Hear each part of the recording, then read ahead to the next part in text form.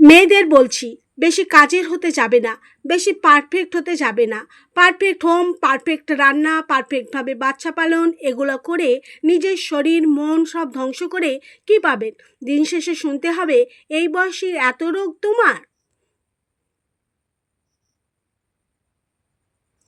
দিন শেষে কিছু মানুষ দেখিয়ে দেবে আপনার অবস্থান। যেসব বাচ্চারা একা একা বড় হয়, অন্যের হাতে রান্না খেয়ে বড় হয়, কিন্তু ভালো থাকে, এত ভালো মা বউ হওয়া লাগবে না। খারাপ পুরুষদের কাছে আপনার ভ্যালু শূন্য। তারা নিজেদের সকল অপূর্ণতা জীবনসঙ্গীর ভেতর খুঁজে বেড়ায়। পুরুষ একটা ডিম ভাজি করে খেতে পারে না, এক প্লেট ভাত রান্না করতে পারে না, সে কখনো নিজের যোগ্যতা নিয়ে চিন্তা করবে না। সে চিন্তা করবে তার স্ত্রী কি পারে আর কি পারে না।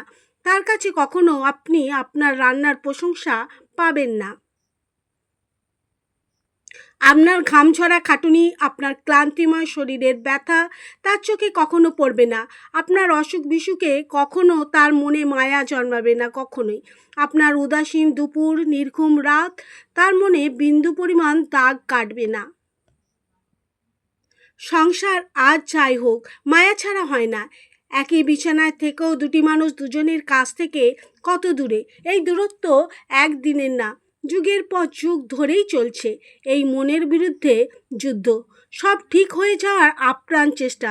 দুনিয়ায় যদি কেউ কষ্ট পেতে চায়, সে যেন একটা ভুল মানুষকে বিয়ে করে। অনেকে বলে না, একটা বাচ্চা নাও, সব কিছু ঠিক হয়ে যাবে। একটা বাচ্চা হওয়ার পরে কখনো কিছু ঠিক হয় না। কত দম্পতির তো কোনো বাচ্চাই নাই, কিন্তু ভালোবাসাটা ঠিকঠাক আছে।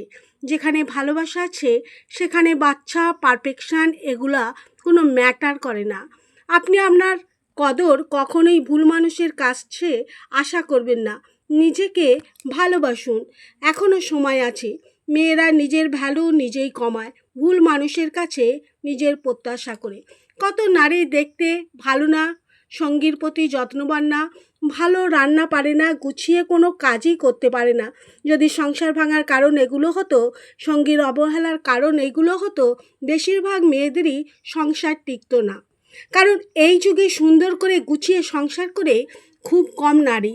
নারী হয়ে বলছি, সংসার করা 24 ঘন্টা চাকরি করার চাইতেও কঠিন।